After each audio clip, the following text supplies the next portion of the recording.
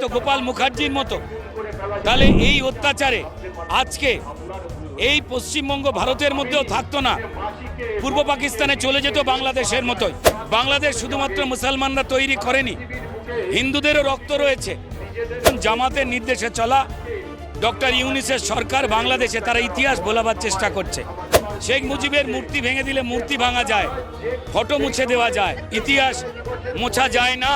মমতা বন্দ্যোপাধ্যায়কে গণতান্ত্রিক পদ্ধতিতে উপড়ে না ফেললে যে কোনো জেহাদি শক্তি তারা মজবুত হবে পশ্চিমবঙ্গে। দেখুন, মোহাম্মদ আলী জিন্নাহ এবং সুহরাওয়ার্দীদের যে বিষাক্ত বাসনা, সেখান থেকেই জন্ম হয়েছিল বাংলাদেশের। একই দেশ ছিলাম, তারপর সেই বাংলাদেশের নজর, সেই পাকিস্তানের নজর পড়েছিল অবিভক্ত বাংলার উপরে। পুরো বাংলাটাই আজকে আমরা যেখানে দাঁড়িয়ে কথা বলছি, যদি শ্যামাপ্রসাদ মুখার্জি বা তাদের মতো হিন্দুত্ববাদী নেতারা না থাকতেন, লড়াই না করতেন, গোপাল পাঁঠার মতো লোকেরা যদি না থাকতো, গোপাল মুখার্জির মতো, তাহলে এই অত্যাচারে আজকে এই পশ্চিমবঙ্গ ভারতের মধ্যেও থাকতো না, পূর্ব পাকিস্তানে চলে যেত বাংলাদেশের মতোই। সেই লড়াইয়ের পর বাংলাদেশকে স্বাধীন করবার জন্য যেভাবে উর্দু, আরবি, মৌলবাদ থেকে বাংলাদেশের শেখ মুজিবেরা নিজেদের বাংলা ভাষার দেশ বানাতে চেয়েছিল, সেখানে অজস্র সনাতনী তারা প্রাণ দিয়েছিল সেই মুক্তিযুদ্ধে। বাংলাদেশ শুধুমাত্র মুসলমানরা তৈরি করেনি, হিন্দুদেরও রক্ত রয়েছে। সেই বিজয় ছিল পাকিস্তানকে পরাজিত করবার। সেই পাকিস্তানকে পরাজিত করে বাংলাদেশ তৈরি হওয়ায় বিরাট অবদান ছিল ভারতবর্ষের। হাজার হাজার সৈনিক প্রাণ দিয়েছে, আমাদের প্রচুর আর্থিক ক্ষয়ক্ষতি আমরা করেছি, 1 কোটি বাংলাদেশি শরণার্থীকে আমরা সাহায্য দিয়েছি। তারপর সেই ইতিহাস ভুলে গিয়ে বেঈমানির আনন্দে কিছু লোক বাংলাদেশের এই জয় আসলে সবার জয়, বাংলা ভাষার জয়, বাঙালিদের জয়, সনাতনীদের জয়, শুধু মুসলমান ধর্মের মানুষের জয় নয়।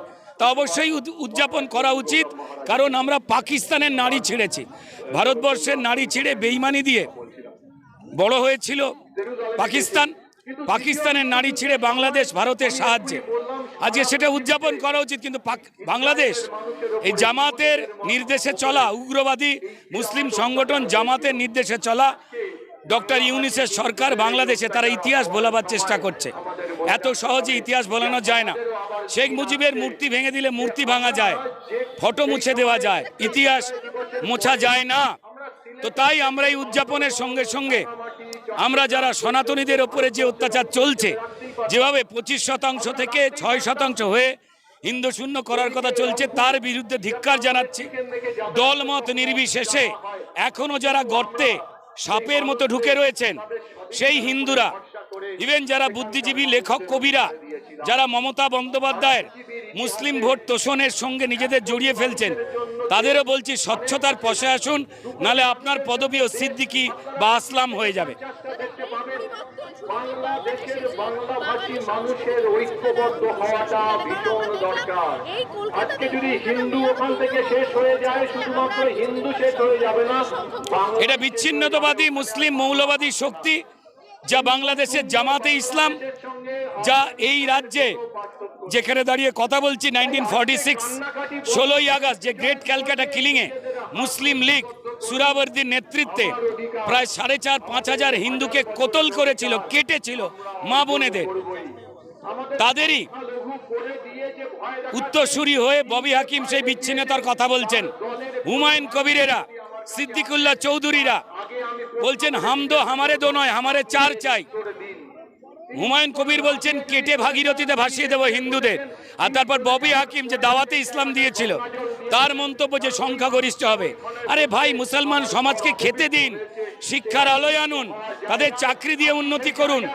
এই জঘন্য কাজ করবেন না। খেতে পাচ্ছি না, বাচ্চা পেড়ে পার্লামেন্ট দখল করার চেষ্টা, বিধানসভা দখল চেষ্টা, এই ভয়ঙ্কর উগ্রবাদের কথা, এখান থেকে বিরত হয়ে সরে আসা উচিত।